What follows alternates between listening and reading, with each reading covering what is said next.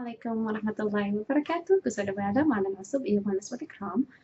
maanta waxaa rabaa inaan ka hadlo arrinta oo cagajuglaynta oo waalidiinta ee ilmaha uga cagajuglaynayaan haddii aad istoosi weysid saanaan sameynaa ama haddaad istoosi weysid waxaana kugu suubinaa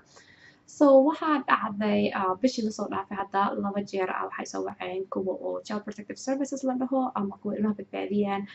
oo dhahayaan gabar oo 13 jir ahaa mar waxay tiri aabaheed wuxuu dhahay haddii oo ay istoosi weyso ninka ila socdo ka hari weyso waxaan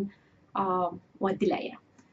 haddana gabar kaleeta aabaheed wuxuu dhahay hadday istoosi weyso ama hadday boyfriend ka hari weyso waxaan suubinaa soomaaliya kuu celinaa waxaan kugu daraa nina kugu soo daraa so a lot of times waa cagajuglaynaa anaka waalidiinteena waa wada cagajuglayaan xumaan anagoo ka wadin maxaan isleenahay cunuga kastoo ka cabsisiiye ha istoosiye which is normal dhibaataa laakiin jirta dhibka wuxuu yahay horta magaaladeena aan joogno hadda 15 sano kahor waxaa ka dhacday aabe oo carab ah gabar 16 jir ah uu qabay waxay gabadha wiileeda saaxiibtay ka har markii la waayay wuxuu go'aansaday gabadha inuu dilo soomaalino shaqada kasoo wada habeen wuu gowracay gabadhaaseyto so marka sidii markaas sheekadaas u dhacday magaalada markii cunug yar oo 16 jir camal ah ee dhahdo aabahii wuxuu dhahay waa ku dilaa ama aabahii wuxuu dhahay soomaaliya ku gahan inuu kugu soo dara wax oo serious aa loo qaataa wax waaye wax oo serious issue waaye and because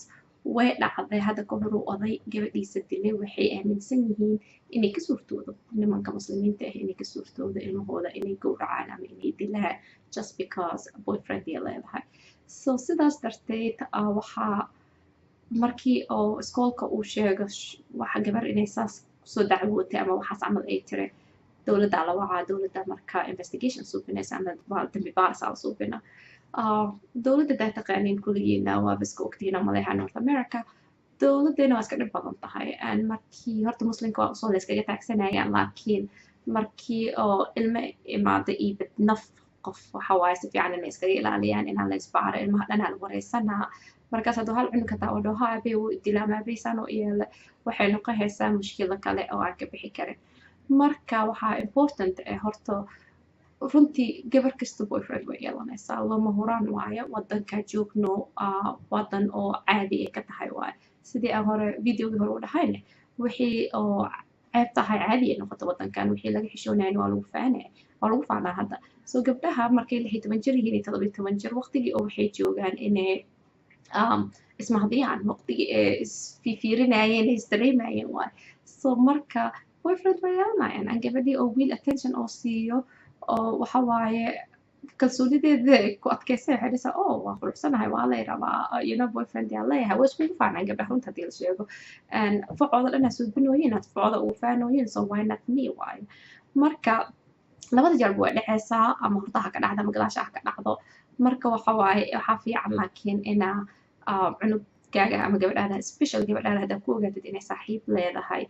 dagaal ha ka hor keenin because waqtiga ay ilmaha ku jiraan waa sensitive waaye waqtigaas oo teenage yearka waqtiga ugu adag waaye oo imtixaan waaye ilaahay hana mootiyo marka waqtigaas waxaa la rabaa inaa cunuga u jilcisid kasto inaa la saaxiibtid inaa awood u sheeganin because awood markaa sheegatid ikan awood ay sheeganayaan and then waxay noqonaysaa wax oo power struggle inaa idin dhex maro power strugglena waxa waaye nin walba anaa awood lagu dhahaa so markas madaxaa isku garaacanaysin meelna ma gaaraysin so waxaa fiican inaa marka cunuga is adkeeya aad u jilcisid oo tartiib oo la hadashid and hopefully markaa aad adkaatid cunugan inuu kastoo jilciyo si ay nolosha u socoto tartiib gabadha inaa la baro is-astur is aruuri sumcadaada leedahay gabar sumcad waaye haddii sumcadaada meel ooga dhexdidne dhibaataa kaaga imaanayso marka adi tartiib inaa wax loogu sheega gabdhaha wiilasha sidoo kale oo cagajuglaynta beenta ahna la iska dhaafo I know waalidiinteena badankood cagajuglayn beenahay suubiyaan ama ka wadaan xumaan jeceyl ay rabaan ayna jecel yihiin iyo wanaag waaye laakiin cagajuglayntaasayta unfortunately للأسف meesha aan joogno cagajuglayntii waxay noqotay hadeertaaneeta wax oo run loo qaadanayo oo ilmihii hadhootay dowladda iyo macallimiinta iyo wax u sheegaan dhibaato weynna uga imaan karta so marka anoo hadalka idinku dheereynin waxaan rabaa inaadan ilmaha la saaxiibo gabdhaha loo jilciyo tartiib waxa loogu sheego soomaali badan oo waxaan waa arka oo dhahayaan